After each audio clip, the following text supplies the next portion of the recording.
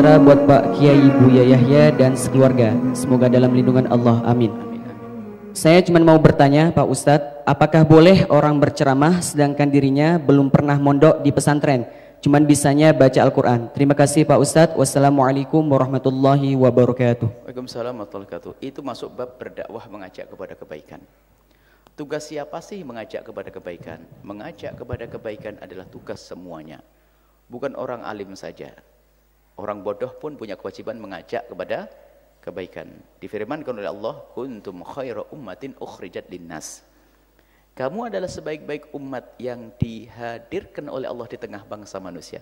Kalian sebaik-baik umat, tapi punya ciri khas. Ta'muruna bil ma'rufi wa tanhauna 'anil munkar, ngajak kepada kebaikan dan menghentikan kemungkaran. Jadi ngajak kepada kebaikan itu tugas semuanya, bukan ustadz saja, bukan yang mondok saja. Yang tidak mondok pun punya tugas mengajak kepada kebaikan. Cuma caranya yang berbeda-beda. Kalau Anda tidak punya ilmu tapi punya duit, jangan ceramah. Kalau ceramah ngaco, jerumuskan, bukan ngajak orang kepada kebaikan. Kalau Anda punya duit, dengan duit Anda bagaimana? Membuat pondok, madrasah, itu kan ngajak kepada kebaikan dengan duitnya. Nggak pernah punya ilmu, ceramah. Terus bagaimana ini? Sama, nggak punya duit, pengen jadi donatur. Kayak begitu, bukan bagiannya. Jadi kalau memang dia tidak punya ilmu, ya jangan ngomong. Kalau dia membacakan boleh, misalnya saya bacakan buku, paham nggak paham, pokoknya saya baca gitu boleh. Tapi waspada. Dakwah itu tugas semuanya, dan mohon maaf tidak harus dengan ceramah. Mungkin seorang ibu sepuh yang sangat baik di pasar jualan sayur, tak tahu dia ngomong sama temennya, besok pengajian yuk. Di mana? Di Al-Bahjah sana. Lah kok yang dengar ikut pengajian itu ya dakwahnya begitu. Caranya ngajak aja, jangan ceramah. Assalamualaikum warahmatullahi. Ya nggak ketemu judulnya. Bukan bagiannya. Kalau Anda tidak mampu ya bukan seorang alumni pesantren. Mungkin Anda seorang punya keahlian dalam sisi lain. Bukan seorang santri, tapi Anda punya keahlian misalnya di dalam manajemen. Anda mungkin bisa menjelaskan tentang manajemen. Tapi bukan berdalil hadis dan Quran. Anda bicara pentingnya manajemen, bolehlah. Karena Islam juga mendukung tentang manajemen.